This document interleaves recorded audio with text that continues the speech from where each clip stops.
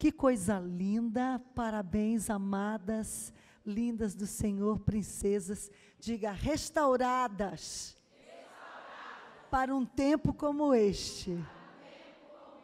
Vocês podem sentar, é um momento de muita alegria para mim estar aqui com a pastora Luciana, a pastora Lourdes, nossa amada, claro, o pastor Tassiano, que é o vosso pastor, e nós somos de uma comunhão de pastores, podemos dizer, uma convenção, comunhão, como queira chamar, no Brasil, chamada de Convenção da Assembleia de Deus no Brasil.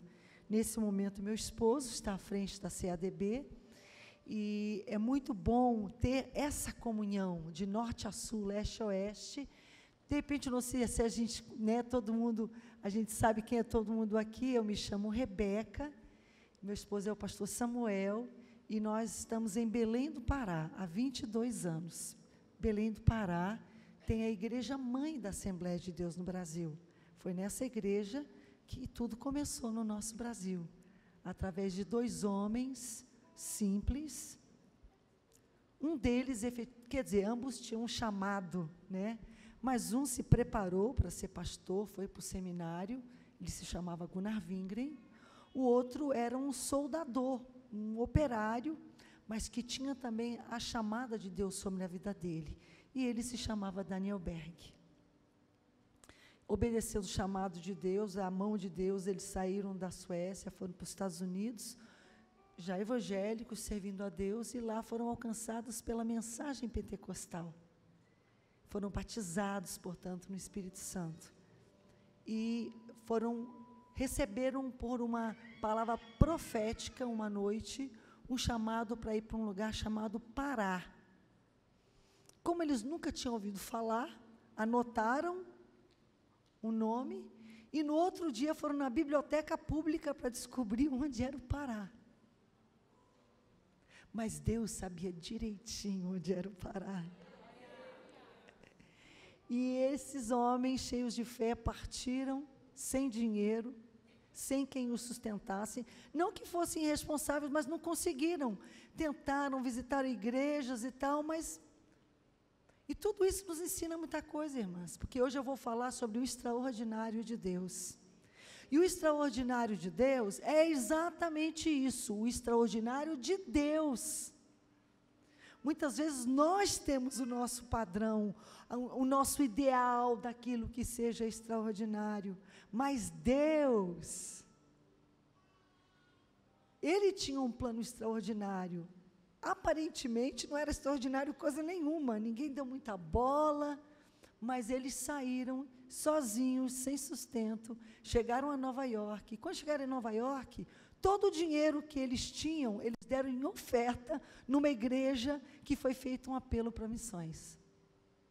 Então, eles se viram numa cidade estranha, estaca zero. E eles saíram andando pela cidade para ir para o porto, para ver quanto custaria a passagem para ir para esse lugar, que disseram que lá de Nova York tinha navio saindo tal data para o tal do Pará. E quando eles estavam andando na rua, de longe, eles avistaram uma pessoa que gritou, Guná, Guná.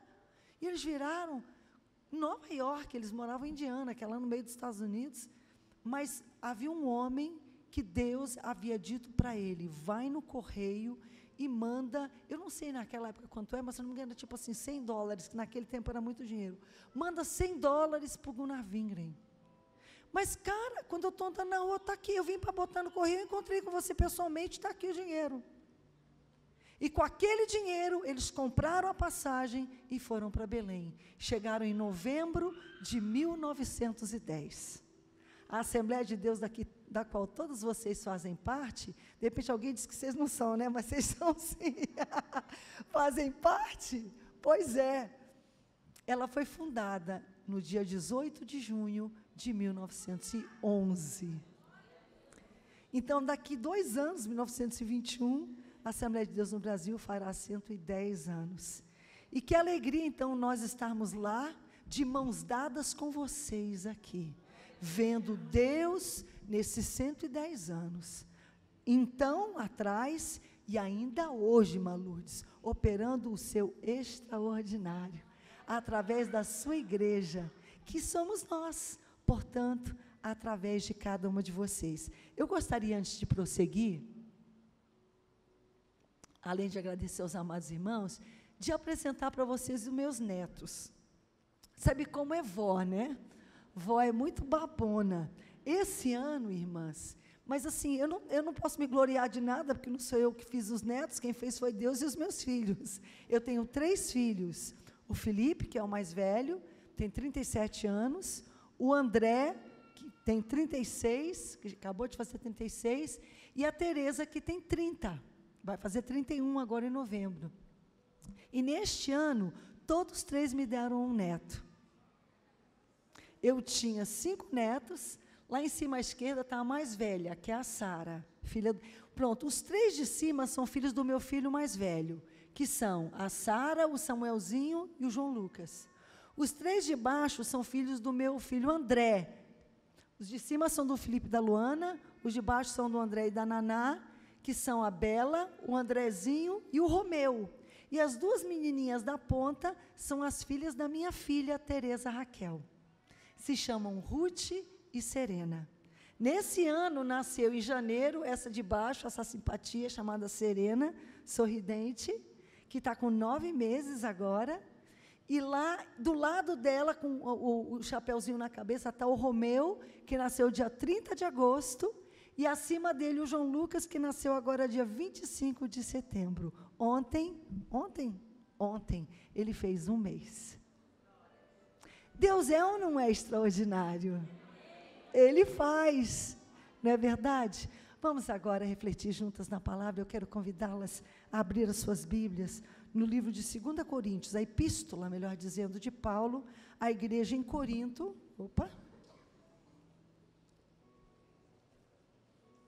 Um dos meus textos favoritos da palavra.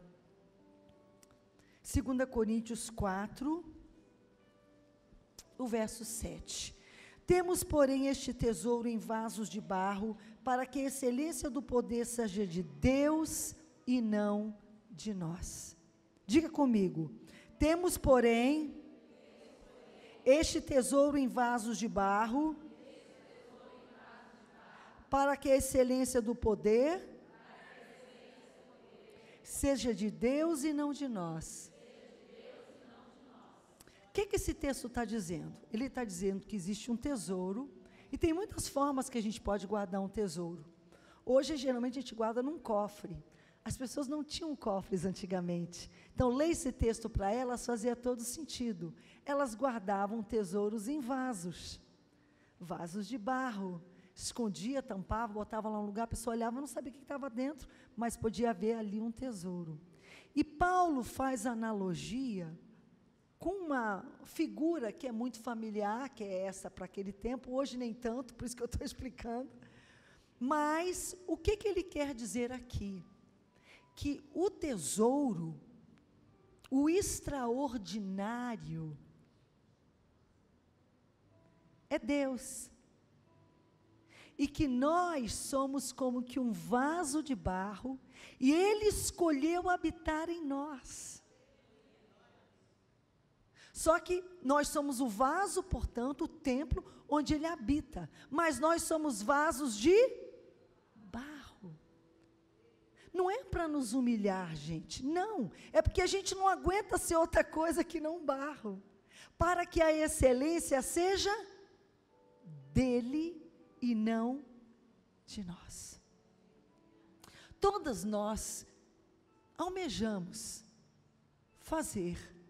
participar de algo extraordinário. Lindo o testemunho da Thalita. Já perdi ela de vista, cadê ela? Está aqui ela. O testemunho de cura, mas mais ainda o testemunho do mover de Deus no coração, na alma dela. De levantá-la, de despertá-la, dizendo, minha filha, eu tenho um plano. Minha filha, eu tenho um trabalho.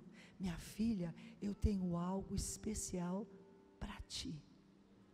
Ela se sentiu amada, acolhida, por quê? Porque alguém veio com ela e trouxe a mensagem de Deus que ele tinha um trabalho que tinha o nome dela, Thalita. Se a Thalita não fizesse, ali ia ficar um buraco. É assim no reino, amada. E nós fomos trazidas aqui, eu sei, eu vim de tão longe, eu vim de Belém, do Pará. Amanhã eu volto para a minha igreja, para trabalhar, fazer a obra do Senhor. Mas Deus nos trouxe aqui para nos restaurar, para trabalhar em nós, para que nós pudéssemos ser úteis, usadas nas mãos deles. Mulheres restauradas para este tempo, para este momento. Então, ele tem um trabalho, algo específico para cada uma de nós. Não importa a idade, da menininha que aqui está, à irmã mais idosa, a adolescente, a jovem, a recém-casada. Coloque a mão no seu peito e diga assim comigo. Se você não é mãe, você é tia, ou quem sabe será a mãe, ou é tia, ou mãe de coração, ou mãe na fé, mas diga comigo assim: meus filhos e meus netos terão a mesma fé que eu tenho. Você crê? Você toma posse disso? Neste tempo em que nós estamos sendo afrontadas pelo mal, pela droga, a gente manda o filho para a escola, às vezes com medo, de não sabe o que vai acontecer lá. Nós temos, irmãs, que tomar posição. Tomar posição. E você vai dizer, mas como assim, Rebeca? Eu não sei, eu não posso. É sobre isso que eu quero refletir hoje. Ora, ele é o tesouro. Nós somos o vaso. E é nessa junção que o extraordinário, que surge a fé, surge a ousadia, surge a coragem de você se levantar e tomar uma posição. E dizer, não, Deus está comigo. É no meu lar, é no meu trabalho, é com os meus filhos, é no meu casamento. Tomar uma posição. De fato, uma mulher restaurada para um tempo como este que nós vivemos.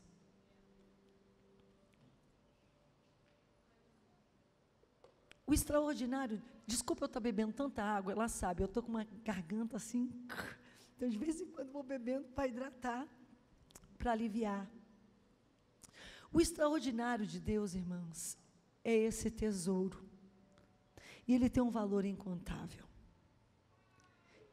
E alguns de vocês estão perguntando, onde que é o mapa da mina? O mapa está na Bíblia, mas deixa eu dizer para você, o lugar que esse tesouro quer se instalar é no seu coração. Mas a gente tem que ficar atento para entender os caminhos de Deus, porque muitas vezes a gente não entende. Deus diz, eu tenho um plano, eu tenho algo, eu tenho um extraordinário, e a gente fica com o pé atrás, a gente não acredita, a gente até acredita, mas depois não vê. A gente acredita, Deus faz algo grande, a gente toma uma posição, o inimigo, as coisas se levantam na nossa vida, e a gente começa a dizer, espera lá, mas não foi isso que Deus falou para mim. Mas hoje eu quero que nós vamos fazer um passeio pela Bíblia. Nós vamos visitar várias pessoas que entenderam que elas eram o vaso. Ou que pelo menos acreditaram, tomaram uma posição de que ele era o tesouro e que elas eram o vaso. E nós vamos olhar um pouquinho para essas pessoas e ver o que nós podemos aprender com elas.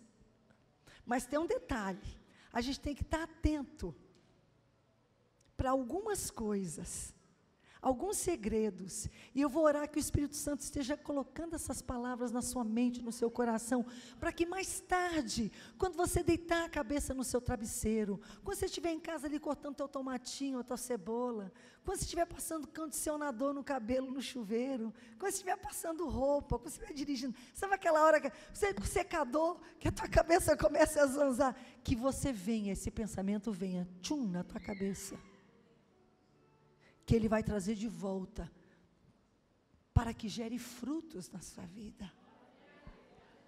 Deus, muitas vezes, amada, ele é o tesouro, ele vem, mas ele não trabalha da forma convencional.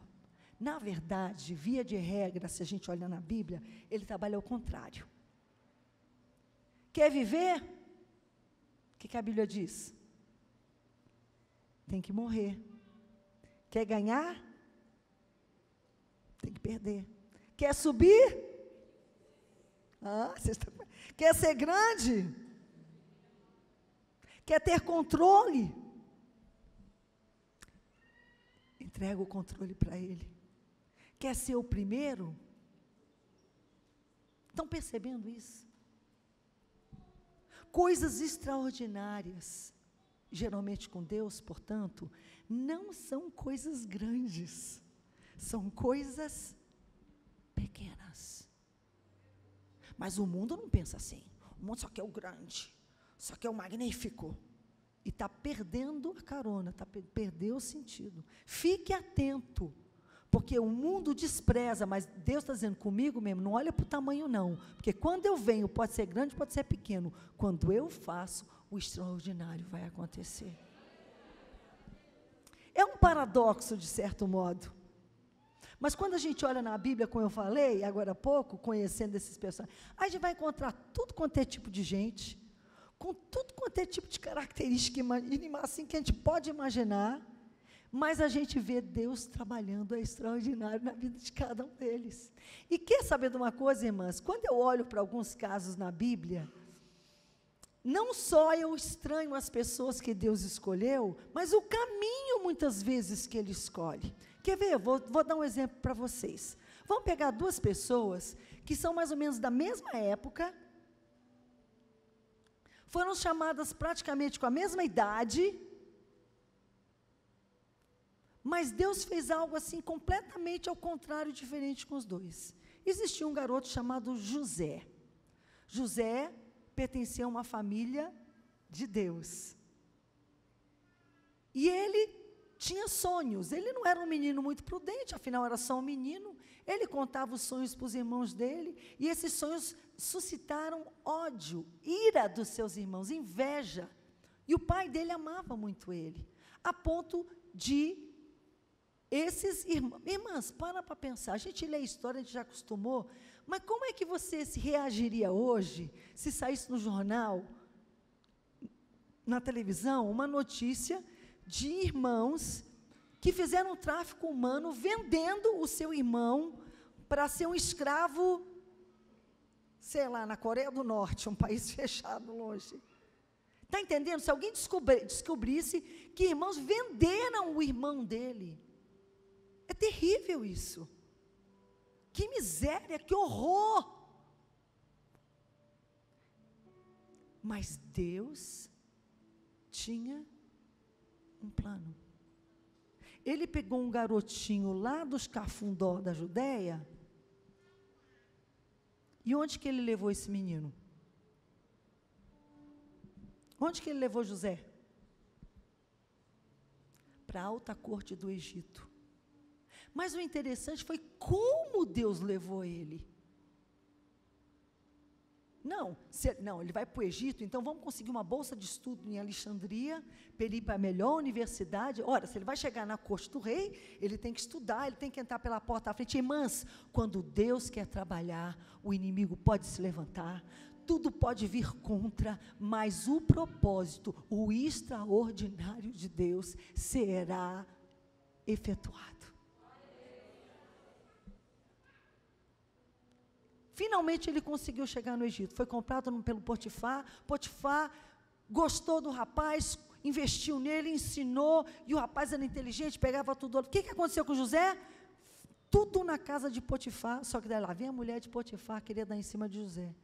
Deus estava, irmãs, você não acha que Deus estava no controle? Deus estava testando, Deus estava burilando, Deus estava trabalhando o seu extraordinário na vida daquele rapaz. Muitas vezes, quando as coisas dão errado, a gente fala, esse Satanás sai do meu caminho, meu irmão. Satanás pode já estar enviando com o intuito de destruir, mas Deus está usando tudo para trabalhar e burilar e preparar você para o extraordinário que Ele tem na sua vida.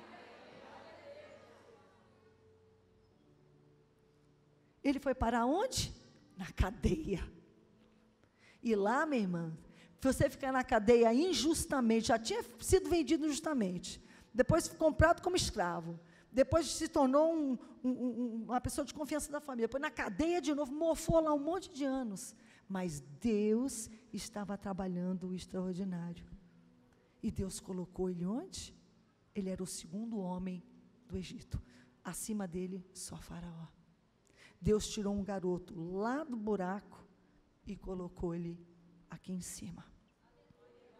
Muita gente gosta dessa história, porque eles pensam que o extraordinário de Deus sempre vai ter essa característica, tirar do buraco, colocar do palácio. Mas Deus não trabalha sempre da mesma forma, Deus tem os caminhos dele.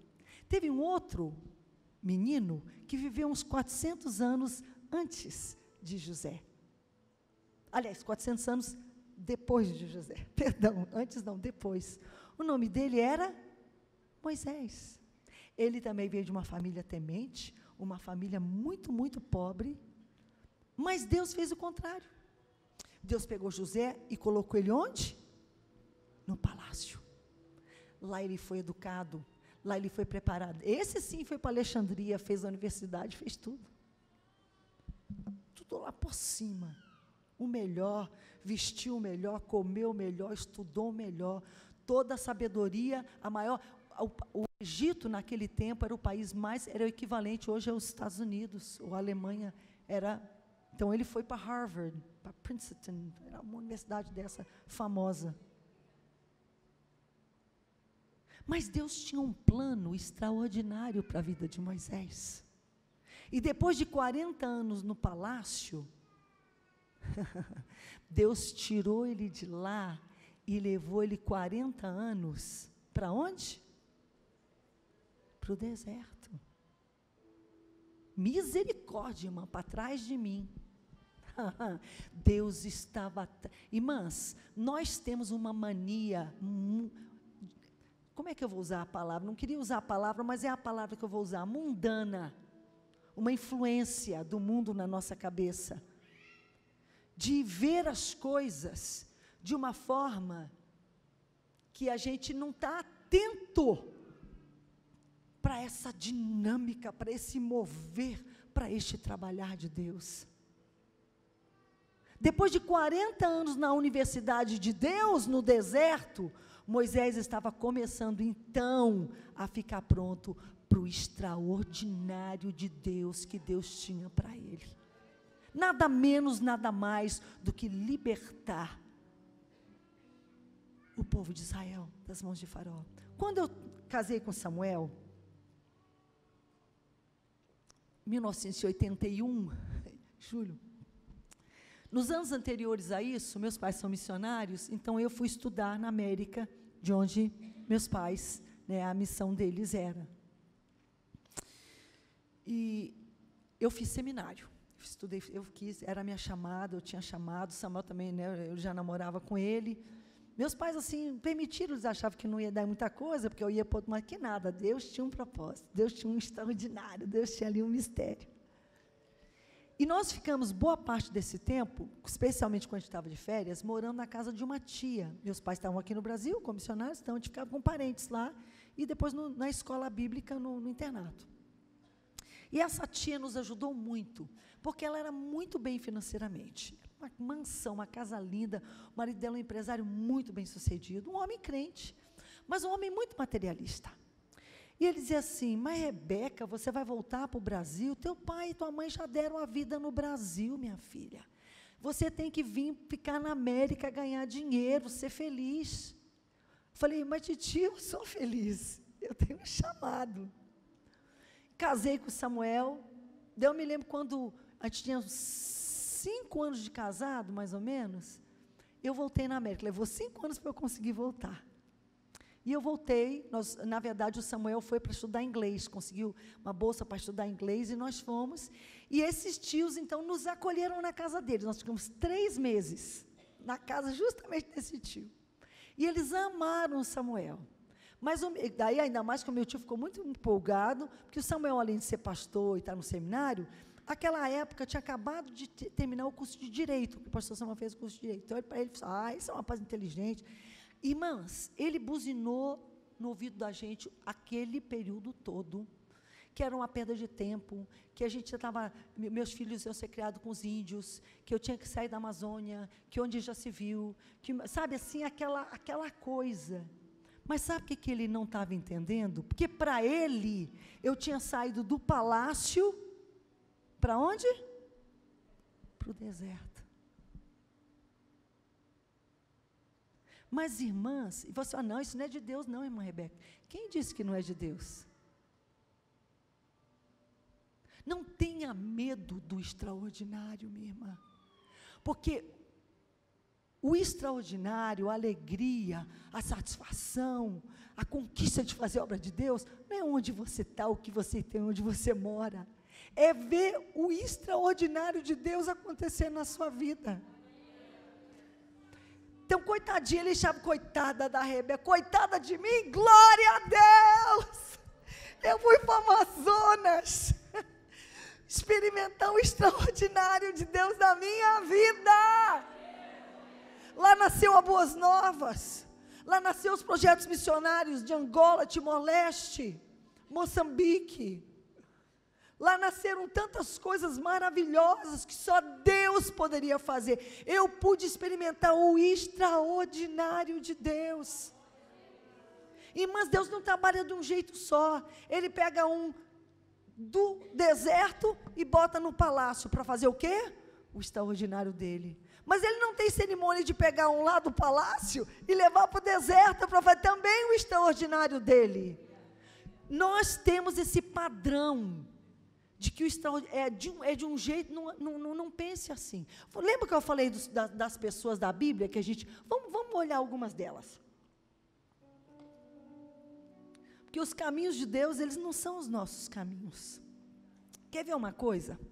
Tem um monte de gente problemática na vida, na Bíblia, que eu não sei não, sabe? Mas eu não sei se eu ia querer escolher essas pessoas. Mas Deus escolheu. Eva, Jacó, Sansão, meu irmão, é um concurso de gente problemática. Jonas, Tomé, Zaqueu, a mulher samaritana, Saulo, Trifena e Trifosa dentro da igreja, mas elas brigavam. Gente problemática. Mas Deus realizou o extraordinário na vida dessas pessoas. Pessoas com grandes limitações. Está cheio na Bíblia. Sarai. Ora, ela era estéril. Como é que ela seria chamada para ser mãe de uma grande nação? Moisés, falamos dele agora há pouco. Gente, com toda aquela cultura, todo aquele preparo, tinha um detalhe. Ele era gago. Ele mesmo fala, sou gago. Como é que eu vou liderar aquele povo? Raabe, uma prostituta. O que é que o inimigo tem dito para você? Te limitando, te intimidando, te diminuindo, te dizendo que você não pode.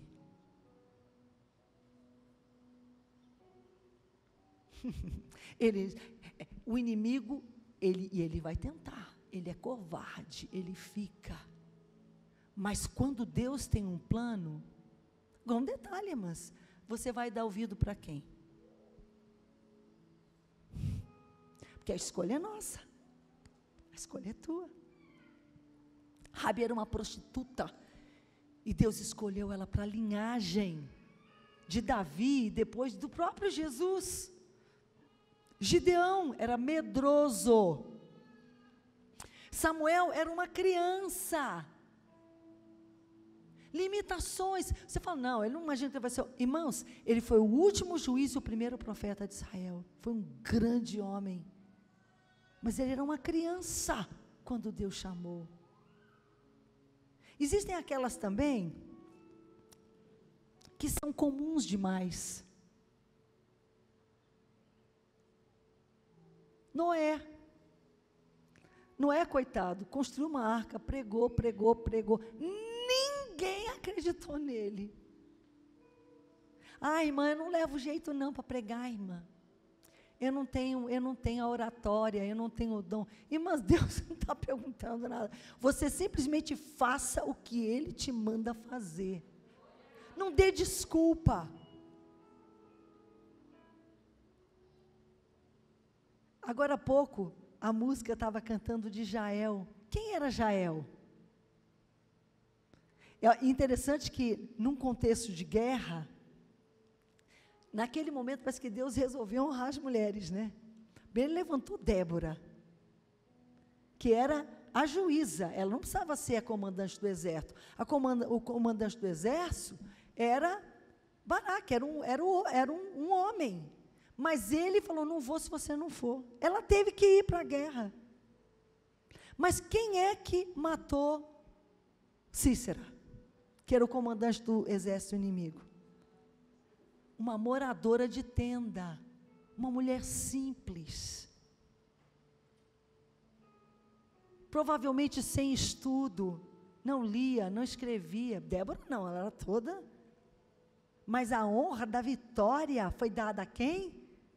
A Jael, comum demais, mas esperta. Priscila, Áquila, eram fazedores de tendas. E é interessante que o nome dela sempre é mencionado primeiro. E o garotinho dos pães e peixes?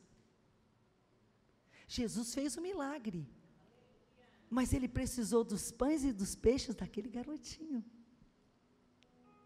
Irmãs, se a gente olhar esses personagens, tem uma coisa muito interessante. Eles não sabiam que estariam na Bíblia. O que a Bíblia diria a teu respeito, se você fosse entrar com um personagem na Bíblia? Você seria quem? Se a gente olhar, essas pessoas não tinham essa noção. Elas não estavam lá correndo atrás do extraordinário de Deus. Não estavam. Elas estavam lá correndo atrás de Deus.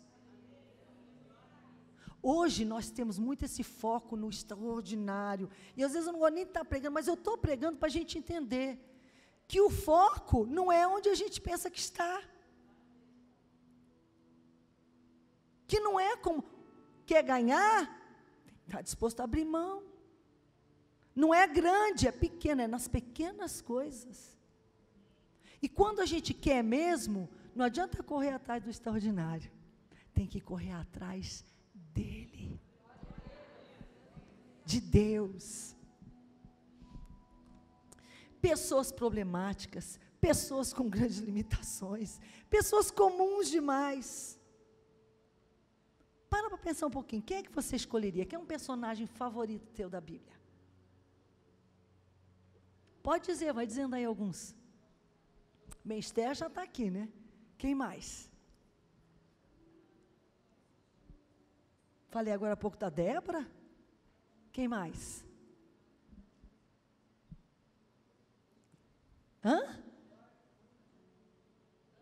Ana, uma grande mulher, perfeito. Davi, Daniel. Olha, turma, moçada aí do canto. Davi, Daniel, jovens. Maria, Dorcas, Febe, Ruth, Abraão, Sara. Você se identifica com quem?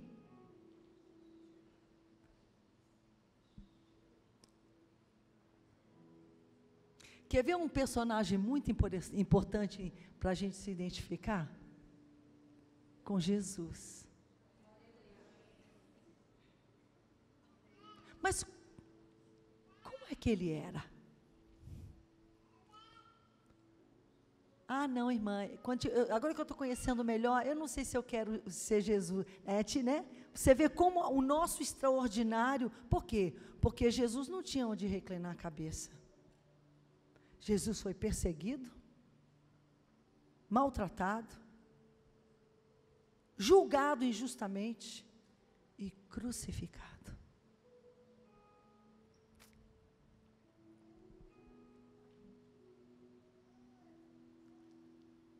quando ele nasceu, ele era um rei, mas ele não nasceu num palácio real, ele nasceu numa manjedoura.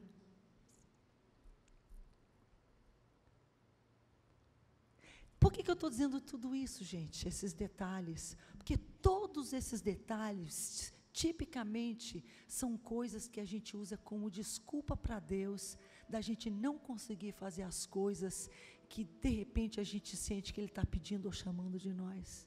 Ah, Deus, eu não tenho. Ah, Deus, eu não sei. Não está vendo Deus? Quantas vezes eu já disse, não está vendo Deus? Como se Deus não visse.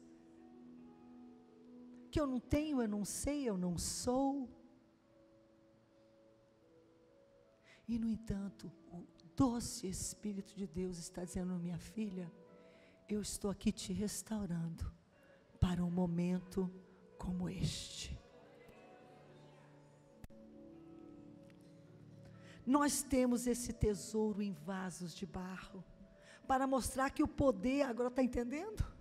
Não vem de nós, mas provém de Deus. De todos os lados, esse texto vai continuar aí em 2 Coríntios 4, e quem sabe você dizer, é mesmo, irmã Rebeca, essa é a minha história. De todos os lados, nós somos pressionados, mas Paulo diz, mas olha, não desanimados. Nós ficamos perplexos. Tem horas que eu fico perplexo com as coisas que eu vejo acontecendo nesse mundo. Mas Paulo diz, você pode ficar perplexo, mas não desesperado.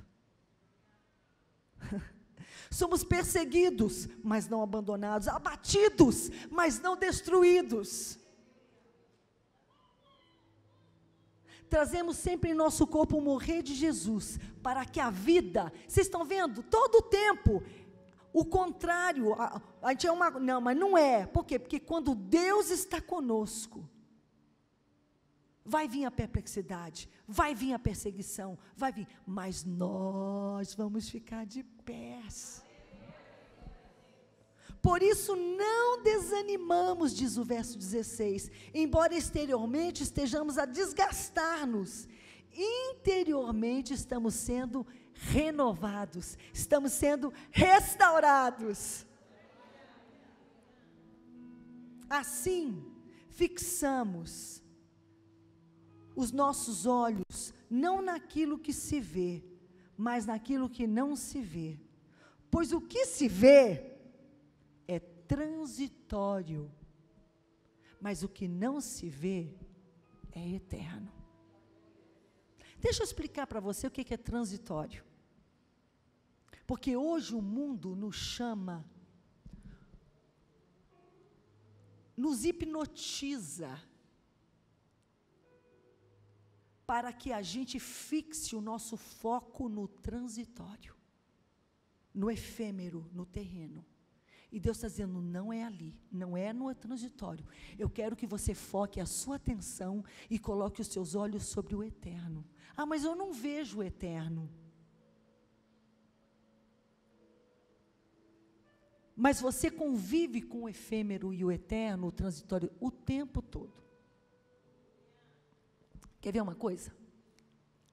Quando os meus filhos tinham, sei lá, 14, 13 anos de idade, o sonho de consumo deles era um tênis Nike. Um tênis Nike era o que havia assim de mais fabuloso, era a bola da vez, era o It. Nossa, trabalhava o ano inteiro, se passar de ano, tudo era o meu tênis Nike, meu tênis Nike, meu tênis Nike. Lembra disso?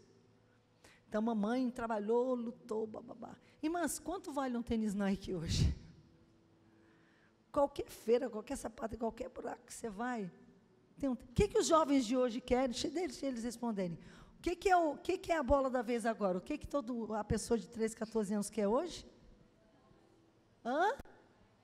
As mães responderam, os filhos não precisaram. Um iPhone. Exatamente. Pois eu estou aqui para dizer que daqui 10, 15 anos, 20 anos, o iPhone vai ser vender lá no... O camelô vai vender iPhone igual hoje o camelô vende o Nike. Por quê? Porque aparentemente é uma coisa muito valiosa, mas é uma coisa daquele momento. Depois ela perde valor. Ela é uma coisa de valor efêmero, transitório. No entanto, aqueles mesmos filhos, com 13, 12, ter toda a idade escolar deles, como a minha mãe fez comigo. Quando eu ia morder meu lanche no colégio, naquela época não tinha cantina, né? Tinha que levar lanche. E o Felipe e o André, a boa parte da idade deles de colégio, tinham raiva, porque tinha cantina, mas eu não tinha dinheiro para pagar todo dia a cantina, então eu tinha que levar lanche mesmo, ficar com raiva, porque eles queriam dinheiro para comprar na cantina. Mas eu ia comer aquele sanduíche que a mamãe fazia para mim, pão com manteiga, pãozinho com queijo, pãozinho com mortadelinha, alguma coisa dentro. Aquele gosto de perfume, que a mamãe adorava perfume. Então, ela acordava de manhã e passava creme, passava perfume. Daí, ela chamava a gente, ela pegava o pão e ia fazer o sanduíche. Até hoje. Mas aquilo ali não tem valor. O perfume tem, mas aquele pão com perfume que eu comi não tem valor transitório, não. Aquilo sim tem valor eterno. Porque ali a minha mãe estava dizendo para mim, minha filha, eu te amo. Você tem valor, eu levanto de manhã, todo dia eu faço. Pode ser simples, o outro tem dinheiro, você não tem. Mas, mesma coisa com os meus filhos. Cada dia eu levantava, fazia o lanche, orava, fazia o café da manhã, lia o salmo da Bíblia, orava com eles, começava o dia. Irmãs, não podemos terceirizar a criação dos nossos filhos. Não tem quem cuide. Para que ter filho então, se outro que vai cuidar, outro que vai criar? Ter filho é para você cuidar, você tomar responsabilidade, você tomar sobre si. E não é dar coisas transitórias para eles, mas passar o legado das coisas eternas. Entenderam a diferença entre transitório e eterno? Pronto.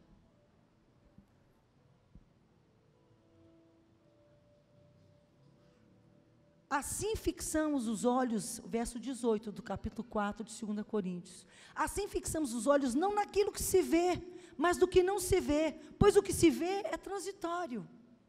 Mas o que não se vê, mas não quer dizer que não é real, e não é aquela coisa etérea, mas é aquilo que você forja no relacionamento. É assim com Deus e é assim com as pessoas. É isso que segura um casamento. É isso que segura uma mãe e um filho. É isso que segura uma igreja. É isso que segura uma sociedade. É aquilo que não se vê, que tem valor eterno. Vamos lá, que a gente tem que acabar. O que nós podemos então aprender com eles? Número 1, eu falei agora há pouco. Eles buscavam Deus, não o extraordinário em si. Vamos buscar Deus, amadas. Nós estamos aqui dizendo, Deus, eu quero ser restaurada para esse tempo. Ele, minha filha, me busca. O que é me busca? Passe um tempo comigo em oração todo dia. Leia a minha palavra. Me adore. Me busca. Deus, eu estou aqui porque eu quero extraordinário na minha vida, Senhor. Eu quero ir para as nações, Senhor. Irmãs, amém. Mas o fim em si não é esse, o fim em si é Ele. E se nós vamos efetivamente fazer algo extraordinário para Ele, não é buscando fazer o extraordinário, mas buscando Ele, porque Ele é o tesouro. Ele é o tesouro. Oh, aleluia. O poder e a glória, amados, pertencem a Ele e não a nós. Então, para não correr nenhum risco da gente se empolgar, e a gente, porque, irmãs, não somos nós que salvamos, não somos nós que curamos. Não se desespere com seu filho, você está desesperada, né? Porque você já lutou, ele não muda. Não é você que vai mudar ele. Não é você que vai mudar o seu marido. Só Deus pode fazer isso. Então, dê a glória para Ele, busca Ele, é Ele que vai fazer. Ele é o tesouro, nós somos o vaso. A glória é de quem? O poder é de quem? Não é só a glória que é dele, o poder também. Porque o poder é dele, é que a glória é dele. Aleluia. É tipo a casa, o oleiro, quando nós descemos a casa do oleiro. Como vasos quebrados, muitas vezes que somos, vidas quebradas, Você está cansado, sentado aqui e diz: ah, pastora, você não sabe o que eu estou passando. Você não sabe, você não imagina as afrontas, a dor. Nem venha falar de extraordinário de Deus para mim. Querida, Ele é o tesouro, você é o vaso. Às vezes o vaso quebra, e a gente é trazido de volta para a roda do oleiro. Ele está trabalhando na sua vida.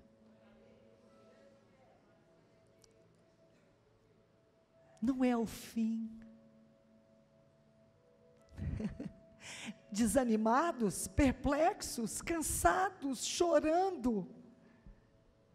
Ah, eu marquei cada palavra aqui. Podemos estar pressionados, perplexos, perseguidos, abatidos, mas não desanimados, não desesperados, não abandonados, não destruídos.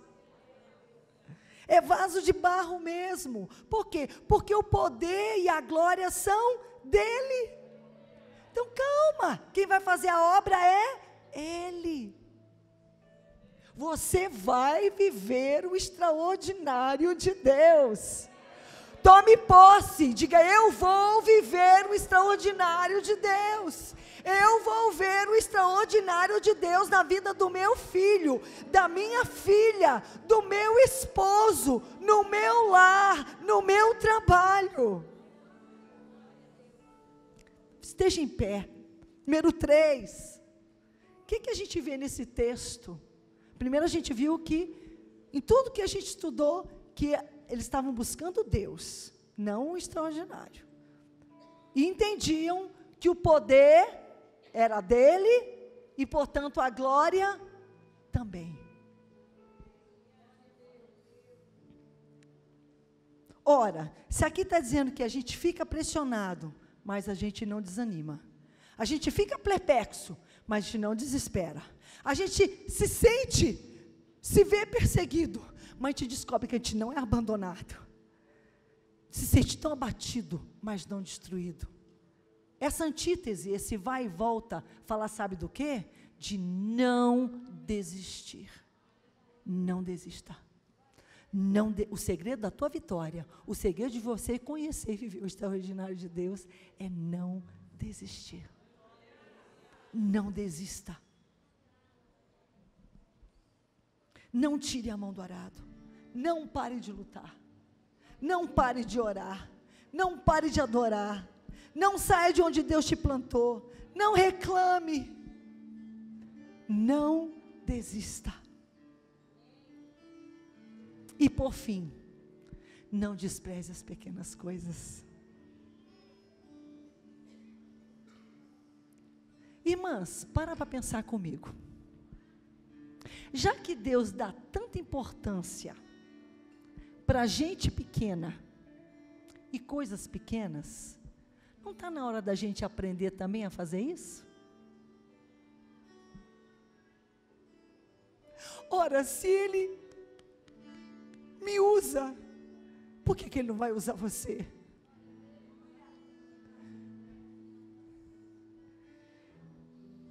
A gente olha às vezes para uma pessoa, a gente menospreza, não entendendo que a mão de Deus está sobre a vida daquela pessoa, e que na fé, na persistência daquela mulher, Deus está gerando milagres extraordinários.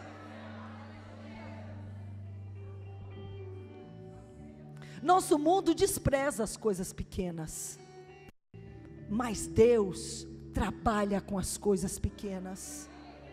Aliás, irmãs, a nossa vida é uma soma de coisas pequenas. A nossa vida é uma soma de pequenas. Um bom casamento é a soma das pequenas coisas. É a fidelidade, é a gratidão, é o cuidadozinho. Quando a gente começa a tirar a atenção das pequenas coisas, as coisas começam a ir para o ralo. Senhor, pelo amor de Deus, Eu não aguento mais isso, Senhor. Todo dia, fazer tarefa com essas crianças preguiçosas que não quer fazer tarefa. É uma coisa pequena, mas é algo de valor eterno, que Deus pode usar, e Deus vai usar na construção de quem o seu filho ou sua filha um dia vai ser. Uma catedral, irmãs, essa igreja, ela foi construída tijolo a tijolo. Pequenas coisas que se juntam.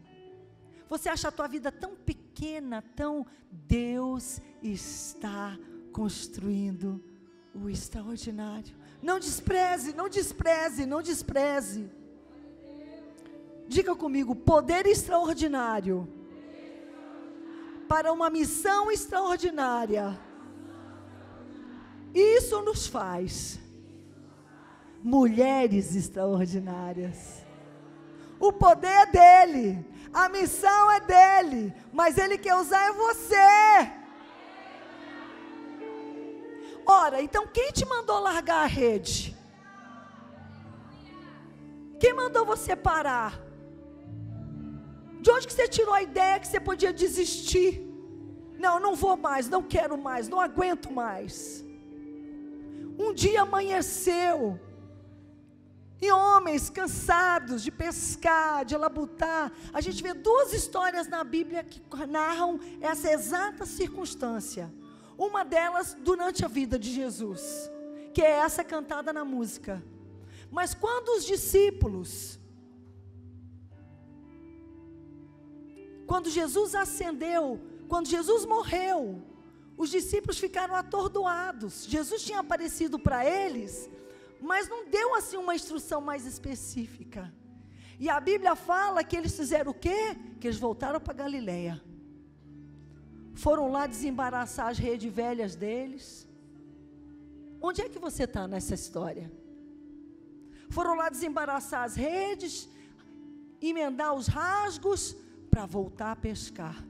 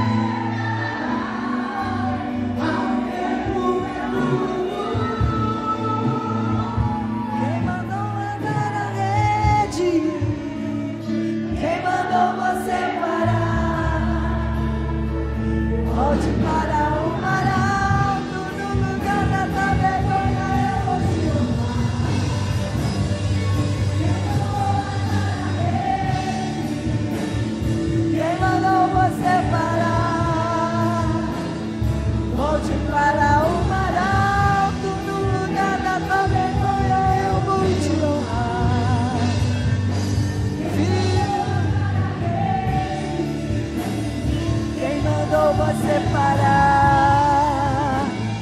Volte para o mar alto, no lugar da tua vergonha eu vou te honrar. Quem mandou atar a rede? Quem mandou você parar? Volte para o mar alto, no lugar da tua vergonha eu vou te honrar. Filho, eu vou te honrar.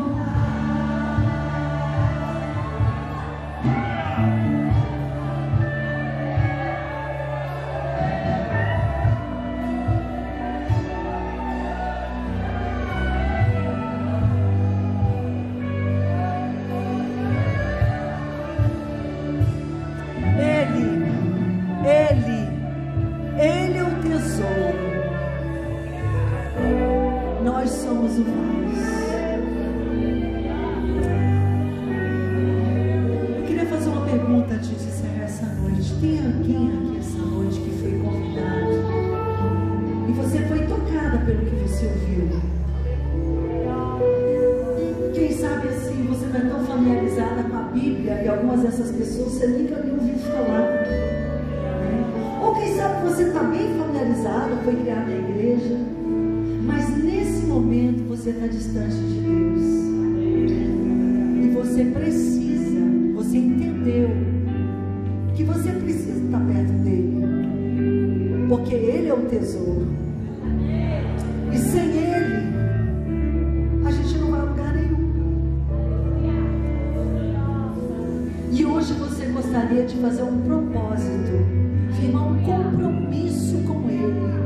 Deus, eu quero te servir. Deus, eu quero ser tua. Deus, eu quero colocar a minha vida nas tuas mãos. Eu quero conhecer, eu quero entender, eu quero viver o que esse teu extraordinário. Se você é essa pessoa, onde você está agora, levante a sua mão, que nós vamos orar por você. Nós já temos uma mão.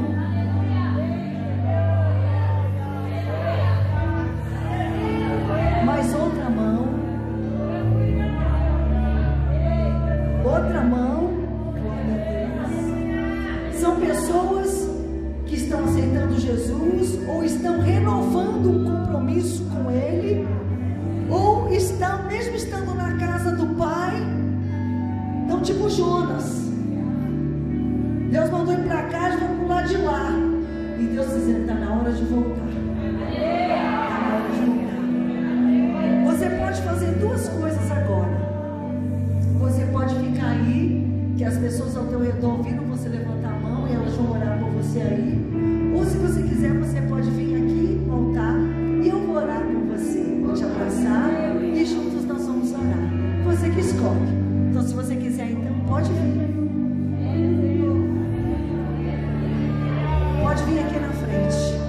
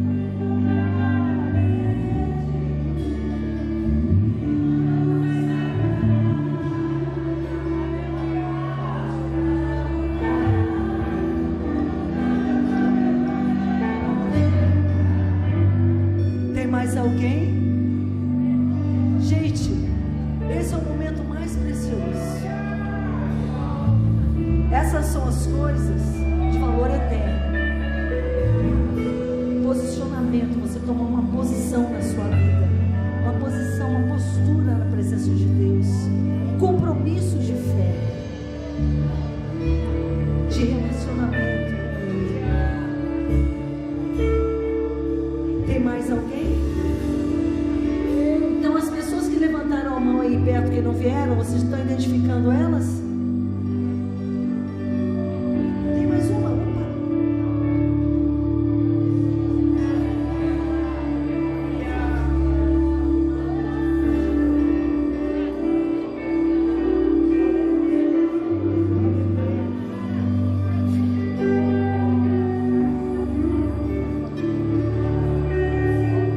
Se alguém ficou aí, coloque a mão em cima da pessoa aí, que Jesus vai fazer a obra. Jesus é de perto, de longe, até esse nosso. É gostoso estar aqui no altar, eu gosto quando venho, mas eu respeito. Vamos então orar. Vamos aproveitar, irmãos, cada uma de nós, de reconsagrar, renovar o nosso pacto, para sermos mulheres restauradas para um tempo como este.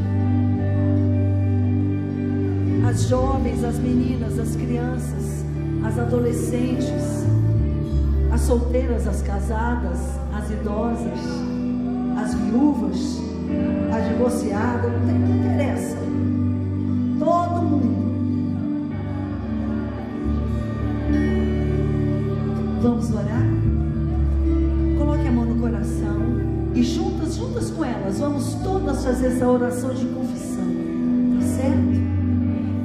Querido Deus, estou no teu altar, te pedindo, me perdoa os meus erros e me ajuda a viver para ti. Aqui está a minha vida, eu entrego nas tuas mãos, me ajuda. Seja um tesouro, e que o teu poder e a tua graça se manifestem na minha vida. Todo mal caia por terra, em nome de Jesus.